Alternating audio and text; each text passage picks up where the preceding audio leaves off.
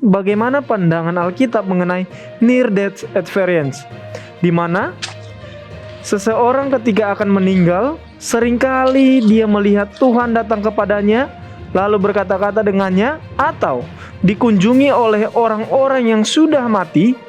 Apakah hal ini benar dan dapat dipercaya, atau hanya merupakan efek dari gangguan pada fungsi tubuhnya? Terima kasih, silakan pendeta. Terima kasih untuk pertanyaan ini mengenai pembahasan tentang efek-efek yang terjadi pada fungsi tubuh atau apapun sebagaimana disebutkan dalam pertanyaan ini, maka saya bukanlah merupakan pakarnya yang bisa membahas akan hal tersebut. Ini acara tajam tanya jawab Alkitab, maka saya hanya boleh melihat ini dari sisi Alkitab saja. Kaitannya dengan fungsi tubuh dan lain-lain, ada yang ahli dalam bidangnya yang bisa menjelaskan. Alkitab menyebutkan beberapa kali tentang hampir mati. Apa yang dimaksudkan dengan hampir mati? Pada waktu Alkitab mengatakan hampir mati, kita coba baca beberapa ayat. Mungkin Ellen atau Jeff juga boleh tolong baca. Yang pertama dalam 1 Samuel 4 ayat yang ke-20. 1 Samuel pasal yang ke-4 ayat yang ke-20. Oke. Siapa yang mau baca? 1 Samuel 4 ayat yang ke-20. 20. Lalu nanti yang berikut 2 Raja-Raja 20 ayat 1. Ketika ia hampir mati, berkatalah perempuan-perempuan yang berdiri di dekatnya, "Janganlah takut, sebab engkau telah melahirkan seorang anak laki-laki." Tetapi ia tidak menjawab dan tidak memperhatikannya. Lalu kemudian ayat 21. Ia menamai anak itu Ikabod. Katanya, telah lenyap kemuliaan dari Israel karena tabut Allah sudah dirampas dan karena mertuanya dan suaminya. Terima kasih. Jadi di sini ada keadaan seseorang, yaitu istri dari anak Imam Eli yang mengandung, di mana suaminya yang jahat membawa itu tabut perjanjian lalu pergi berperang dengan orang Filistin, lalu mereka kalah, suaminya mati, tabut itu dirampas, lalu kemudian dia hampir mati karena dia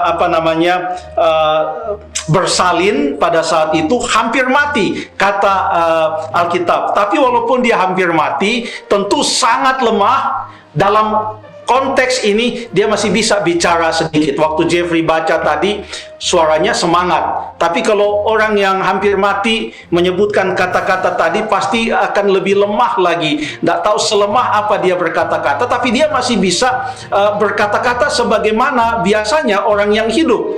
Jadi dalam hal ini, hampir mati, keadaan hampir mati bukan keadaan transisi antara hidup dan mati, di mana kita mempunyai 3 tahap, di mana kita ada hidup, lalu kemudian ada kematian, dan di antara hidup dan mati ada namanya keadaan hampir mati. Dan banyak orang yang mengambil dan meneliti hal ini dan mengatakan bahwa segala macam yang dialami oleh orang-orang yang hampir mati, pasti ini juga yang akan dialami mereka kalau mereka sudah mati, untuk mendukung bahwa orang yang sudah mati sebenarnya merasakan jiwanya, arwahnya, merasakan suatu keindahan kalau mereka baik. Adalah ajaran-ajaran seperti itu. Tetapi Alkitab hanya mengajarkan hidup atau mati.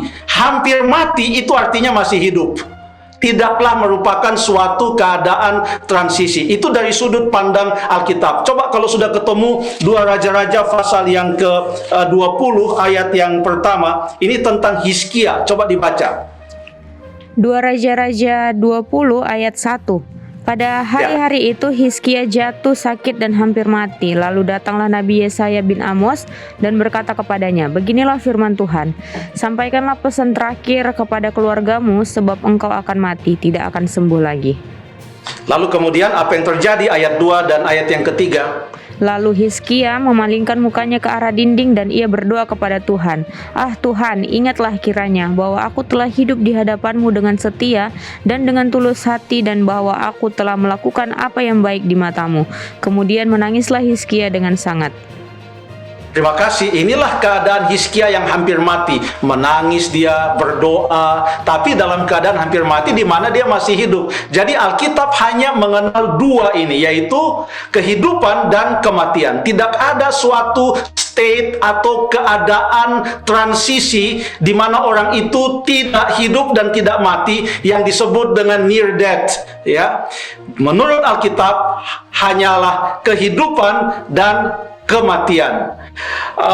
Lazarus contohnya, ini menarik kalau kita baca Lazarus dalam Yohanes pasal yang ke-11. Setelah Lazarus dibangkitkan oleh Tuhan Yesus, dan perhatikan menurut Yohanes pasal yang ke-11, Lazarus sudah 4 hari berada dalam kubur. Lumayan 4 hari berada dalam kubur. Setelah ia dibangkitkan oleh Yesus, di dalam Yohanes pasal yang ke-12, beberapa kali Lazarus ada makan bersama-sama dengan Yesus dan orang banyak. Dia kemudian juga bersama-sama dengan Yesus dalam beberapa occasion. Tetapi setelah ia dibangkitkan, tidak ada sedikit pun catatan tentang kesaksian Lazarus. Tahu nggak, waktu saya mati itu begini, dan lain sebagainya. Jadi memang untuk Alkitab dan berdasarkan Alkitab yang ada hanyalah mati atau hidup. Kalau orang hidup, dia tidak mati. Kalau orang mati, dia tidak hidup. Hanya itu yang ada di dalam Alkitab. Terima kasih.